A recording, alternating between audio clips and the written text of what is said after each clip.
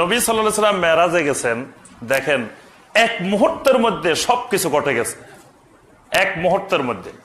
এবং নবী সাল্লাল্লাহু আলাইহি ওয়াসাল্লাম যে ওযু করে গেছেন, পানি আসি দেখতেছেন পানি গড়াইতেছে, তারপরে শিকল নড়তেছে, বিছানা যেমনি গরম, নবী সাল্লাল্লাহু আলাইহি ওয়াসাল্লাম উঠছেন বিছানা তখনও গরম।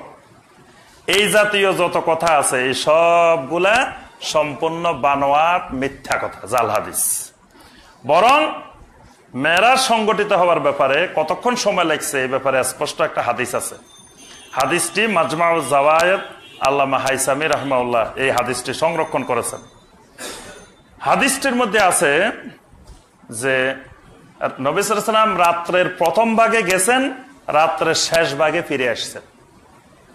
তা আবু বকর রাদিয়াল্লাহু তাআলা আনহু সকালবেলা আসছেন, এসে নবী সাল্লাল্লাহু আলাইহি ওয়াসাল্লামকে বললেন, ইয়া রাসূলুল্লাহ আইনা কুনতাল লাইলা ফাকাদাল তামাসতুকা ফি মাকানিক ফালাম আজিদিকা। হে আল্লাহ রাসূল সাল্লাল্লাহু আলাইহি ওয়াসাল্লাম, সারা রাত ধরে আমরা আপনাকে খুঁজতেছি, কিন্তু আপনাকে আমরা কোথাও পাচ্ছিলাম না, আমরা তো পেরেশান হয়ে গেছিলাম। কারণ তখন শত্রুদের চতুর্দিকে শত্রুদের আনাগোনা, নবী সাল্লাল্লাহু আলাইহি ওয়াসাল্লামকে হত্যা করে ফেলবেন যে কোনো সময়ে। সাহাবায়ে কেরাম প্রতি মুহূর্তে মুহূর্তে নবী সাল্লাল্লাহু আলাইহি ওয়াসাল্লামকে পাহারা দিতেন, খবর নিতেন।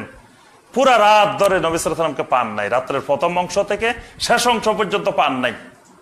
রাত্রি শেষ ভাগে নবী সাল্লাল্লাহু আলাইহি ওয়াসাল্লাম মেরাজ সম্পন্ন করে ফিরে আসছেন।